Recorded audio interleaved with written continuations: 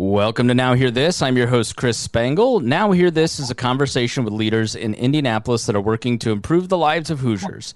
Our goal is to empower you to join in their work and make a difference while informing you about the unseen aspects of life in Indiana. If you miss an episode, you can listen via podcast at nowhearthisindy.com.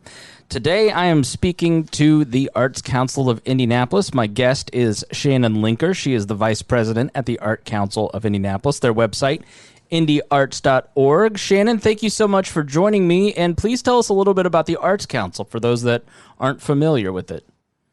Sure. Well, thank you, Chris, for having me. It's a pleasure to be here and to get to talk to your audience about the Arts Council and what we do. And I think an easy way to explain what we do is you can kind of think of the Arts Council as like a chamber of commerce for the arts and culture community. So we support, fund, promote, and advocate for the nonprofit arts organizations, as well as individual artists, and that is all disciplines. So writers and painters and musicians and dancers, everyone that would consider themselves an artist, we're there to support them. We're often doing our work behind the scenes, advocating with the city for funding or with different partners around town, but we do have a little bit of a more public front in some of the programs that we have. For instance, we own and operate the Indianapolis Arts Garden, which is the glass dome building down above Washington and Illinois streets. We also own and operate Gallery 924, which is a contemporary gallery here at our offices on North Pennsylvania downtown as well. Part of my role is curating that gallery space as well. We also manage the city's public art. So a lot of the public art projects you see around town, we have billboards and we have murals and we have lots of projects going on we can talk about right now that are public art around town. That's our role too. So we're out there, we're really visible, but you may not know that it's us behind it, and that's okay. We're there to support the artists in the arts community, make sure that they have the visibility that they need so our community can have access to the arts in all forms and have equal, equitable access to getting to see performances and getting to see art in the public realm and allowing artists to be able to make a living and support themselves doing what they do best, which is creating art and culture for our community. Yeah, so I've often said that, there's always been, I'm a millennial, I'm kind of at the beginning of the millennials at 36, and, there's always been discussions over the 15 years that I've been following politics and working in media about how do we get millennials engaged. And I've always said, just keep the cost of living low, keep the restaurants good, and give us one of those angel wings that we can pose in front of for selfies like in Nashville. And that seems to be, the concept of public art is something that makes a city attractive to talent, to businesses.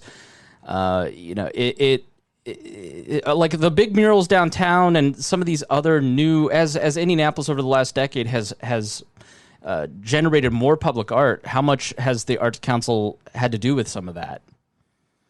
Well, we've been involved in some way with most of it. Some of the bigger projects were ours. Some we just supported and helped to if we're not directly creating a project, we're a resource. So organizations or individuals or artists that are creating those projects can come to us with help with permits and working with the city and finding engineers to help with all the things that are involved with public art. So yeah, one of the big ones is the 46 for 46 murals program that we did for the Super Bowl for Super Bowl 46 back in 2012. Those murals are still up. Some of them, like the Kurt Vonnegut on Mass Ave, is one that came from that project. And even though that has a lifespan of 10 years, it has become such an iconic image of Mass Ave.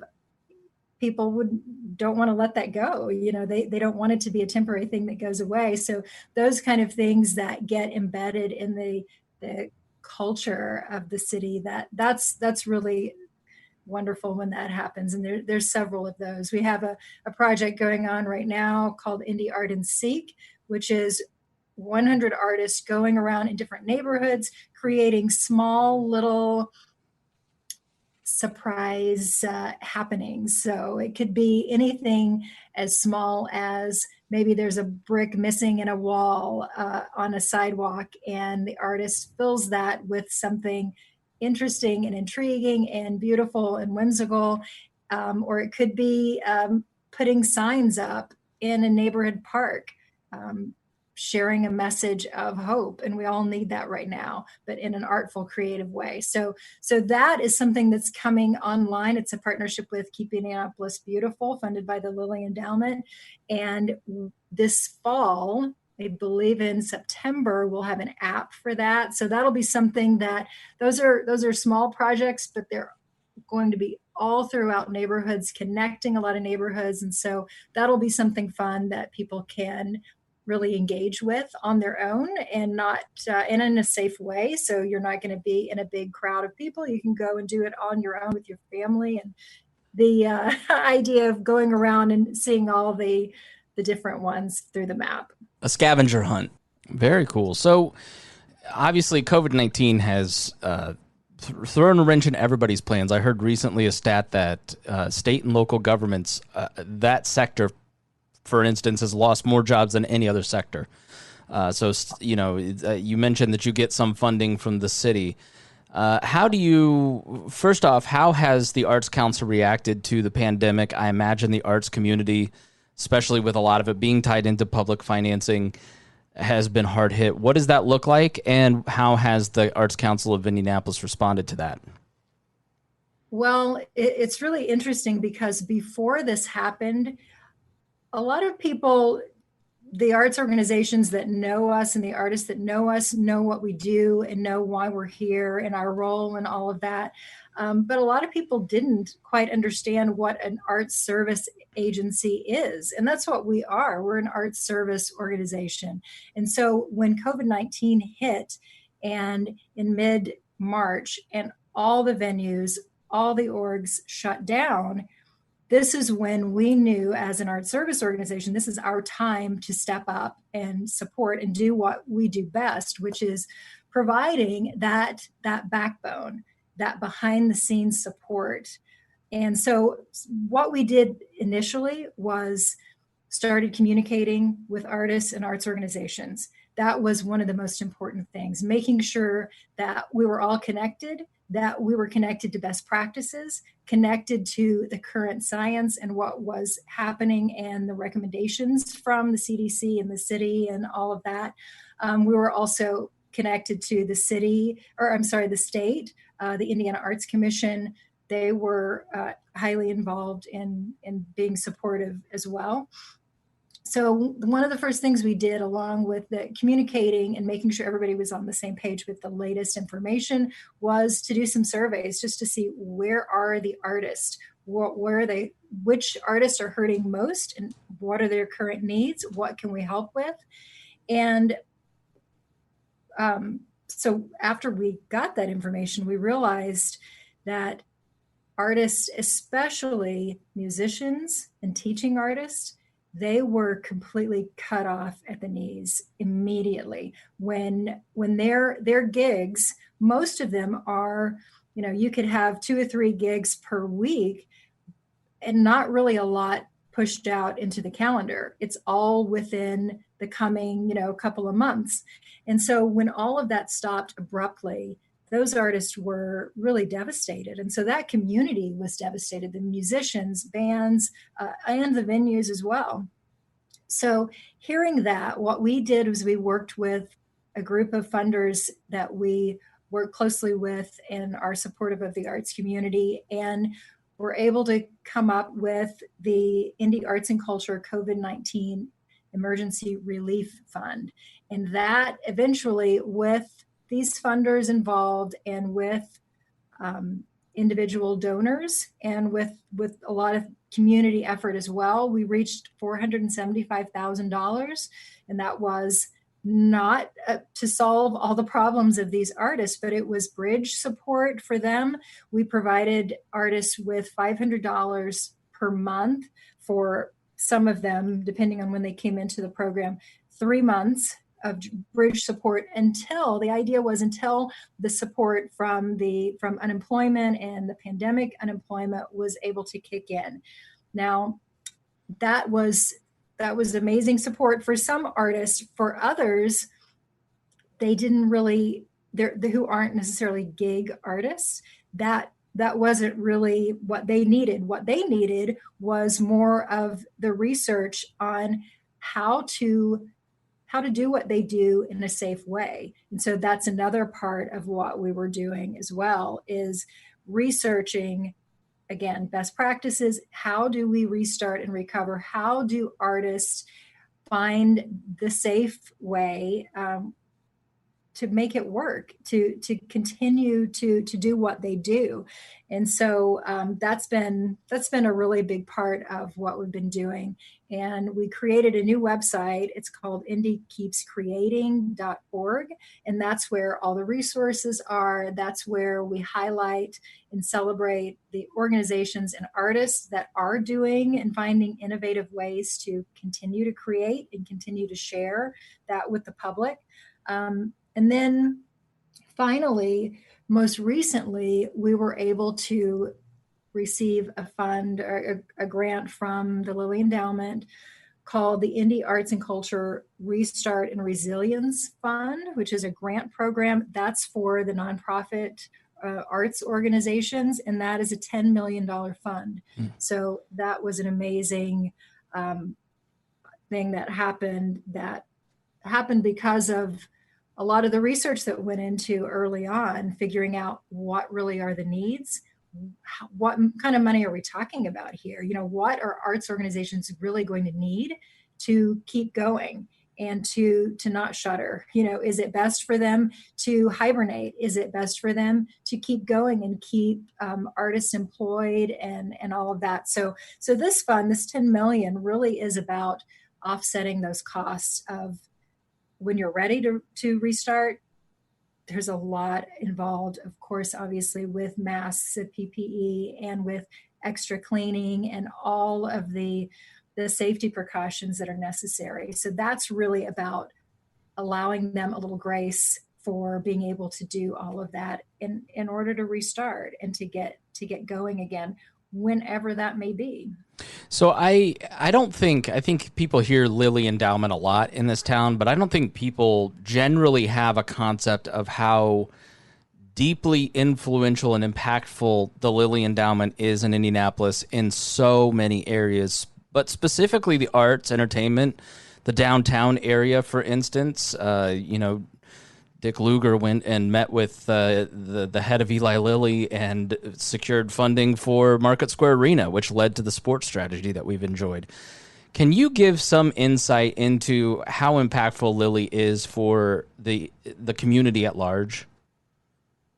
Well, I honestly don't think you can overstate their importance and their impact on the city. You can look to, their main areas are education, religion, and the arts. And in those areas, we have fellowships, the Creative Renewal Fellowships, which has supported about 400 artists getting a $10,000 renewal grant. And that's been over the past 20 years. We just celebrated that 20-year anniversary. They funded a big part of the Arts Garden being built so that we have this iconic building. They just announced $100 million for the Urban League, which is game-changing, is unbelievable. And the arts, of course, will be a part of the change and the impact going on with that program, because we're a partner with the Urban League as well. But that's about racial justice, and the arts have a huge role in that, of course, and they should. Education is huge. When you think about any part of the city that hasn't been impacted by the Lilly Endowment, it's hard to find any areas that haven't, we often hear from our colleagues around the country that, wow, if we only had a Lilly endowment in our city, they truly are one of the leaders in the country for supporting arts and culture and just supporting the community. When the pandemics first started, they were one of the first out of the gate with support for social services. And so it's hard to imagine what our community would look like without them, to be totally honest. Yeah, and they've just been huge contributors. Indianapolis is special in that everybody seems to get along just to do the right thing, and there's not a lot of partisan squabbling across the board. And a lot of that is because of organizations like yours and a lot of the nonprofits we talk to, and they're definitely a big help in that. So you mentioned IndyKeepsCreating.org, which is a link we'll put in the show notes, so you can go check that out if you want to see what is going on there. Speaking of other. Indianapolis used to be known as an oval surrounded by cornfields, and that's because the thing that we were known for so long was the Indianapolis 500, and the George family now sold to Penske, and the Indianapolis 500 is such an important part of Indianapolis. The pandemic has hit that too. We're looking at the race here in a couple weeks, hopefully, and it's going to look a lot different with no fans in the stands and moved month. But what is your history at the Arts Council of Indianapolis with the Indianapolis Motor Speedway? What have you done previously for past races to celebrate that? And what are you doing differently this year? Okay, well, we have a great history with the Speedway, and it really started 5 years ago when they were celebrating the 100th running. And several of us on our team were part of the local organizing committee to find ways for the arts to be involved in that. Our friends over at the Speedway really wanted to make sure that the arts in all their forms were part of the celebration, and they understood the value of having artists tell a story. And that's what artists do so well. You can have your marketing campaign, and that's great. But yet, if you have an artist, a poet, a writer, a musician, a painter telling a story about who we are in our history and that connection to the people that live here, that just makes it more impactful, more special, more meaningful. And so that's really what we did. We came up with a lot of ideas of how the arts can celebrate the Indy 500 and that monumental 100th race. And one of them was welcome race fans. The concept there was that every May, you see the signs pop up everywhere. They're black and white. They may have a little checkered flag. They may have an ad for a beer company or something like that on them, but they're pretty standard, pretty simple. And one of our ideas was, wow, imagine if we lived in a town where the entire city was blanketed with these welcome race fan signs, but they were colorful. They were interesting. They were connected to the people here and the history of the race, not just the black and white. There's a lot more to it than just the black and white. And so that's what we did. And the Speedway loved the idea. And what it became was this idea to celebrate artists in the community, let them do whatever they do best, which is, so we've never prescribed them to, you have to do it about racing. It doesn't have to be about racing. It can be just your own work, but add that text of welcome race fans to make it a part of the project and part of the program.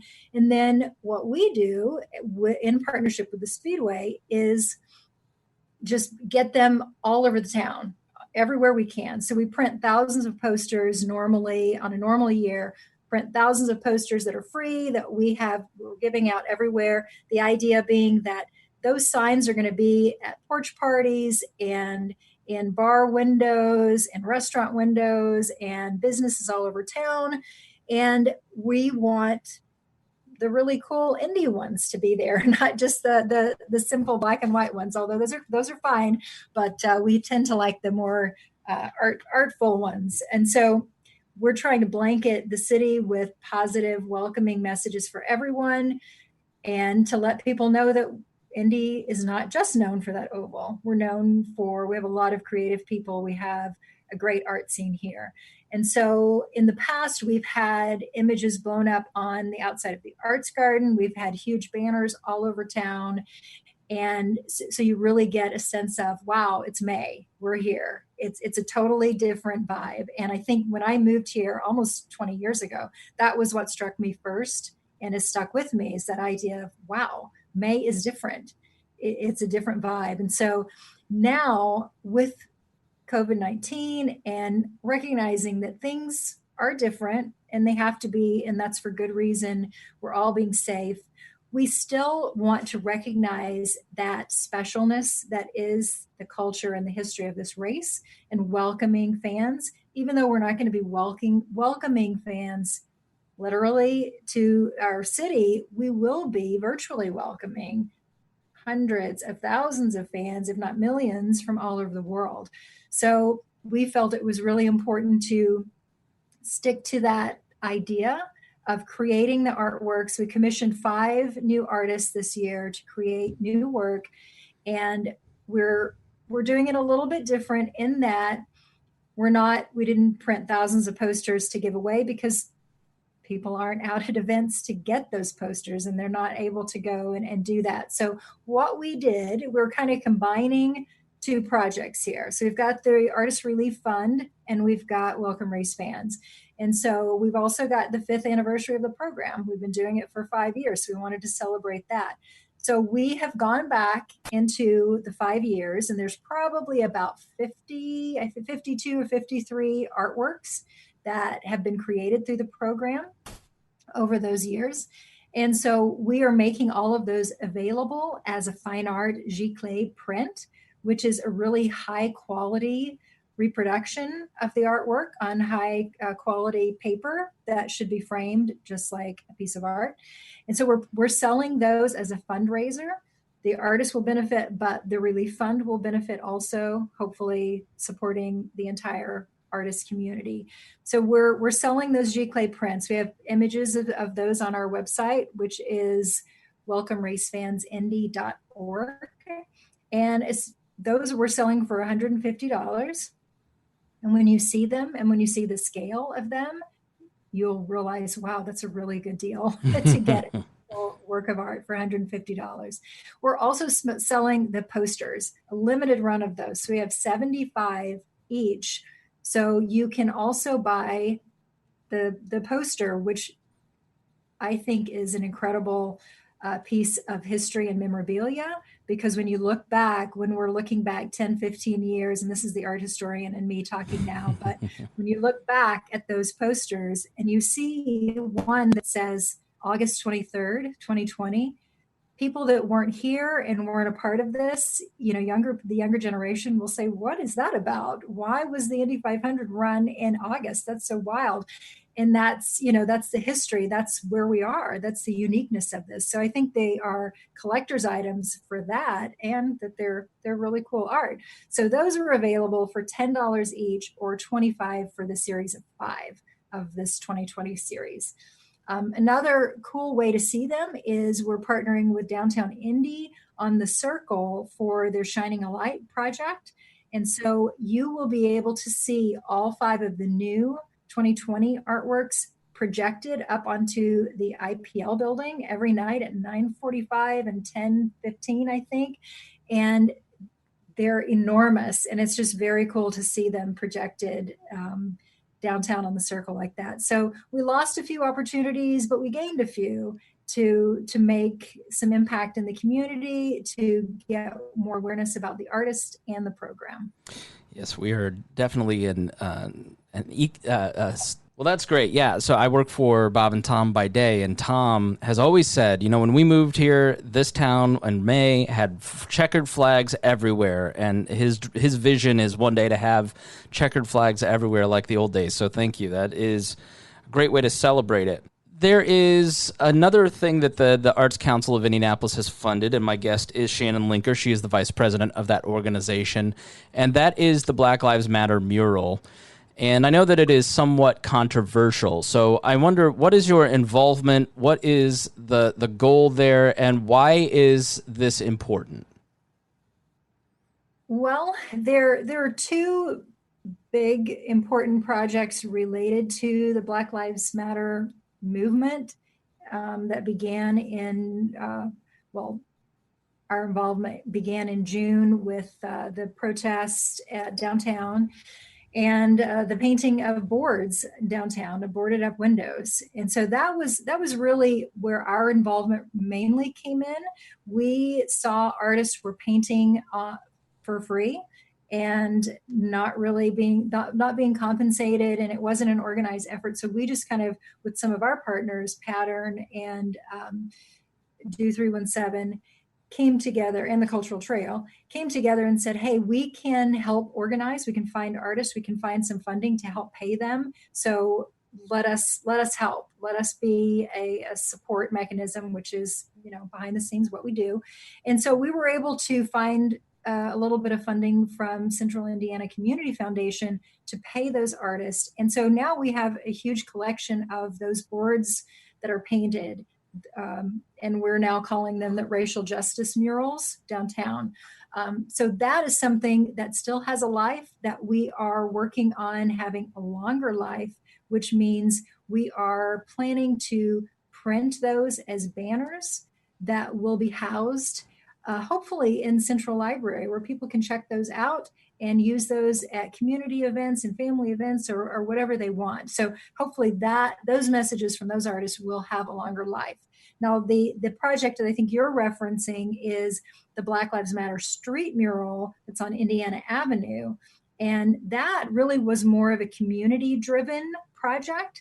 And the Arts Council from the beginning was supportive and a resource. And some of the organizers are close allies and partners of ours anyway. So we've really stayed behind the scenes to be a support role in that. And we stand ready to support in any way they need to keep it safe and keep it supported, and just awareness and understanding for our audience of what it means and why it's important. And those artists that created it, we're trying to do our best to support the artists that were painted on the street and share their message and their vision as much as we can. All right. Well, I end every episode by asking the same question, and that is, as you go about your work on a daily basis, you're in the weeds. The rest of us are in the weeds in our own stuff. What is the thing that you see on a daily basis that you just go, man, I wish everybody knew this about what I do or my industry that I'm in? What is that thing?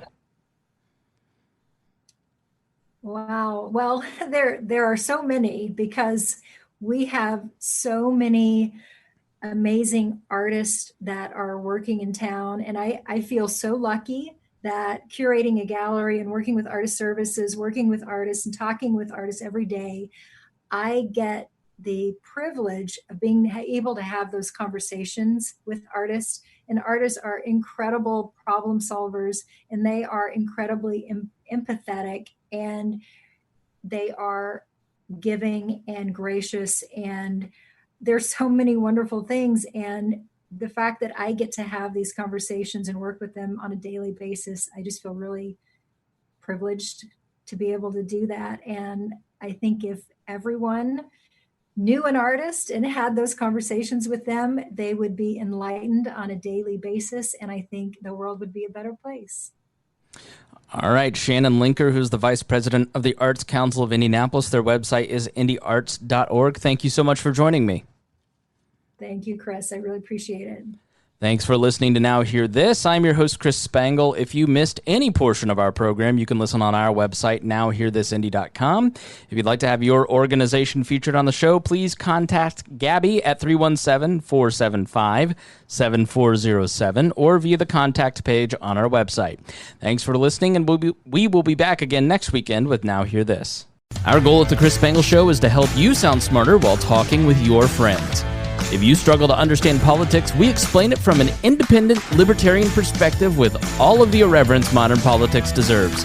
We toss out the screaming heads and put people before political parties and give context to the news to make you think.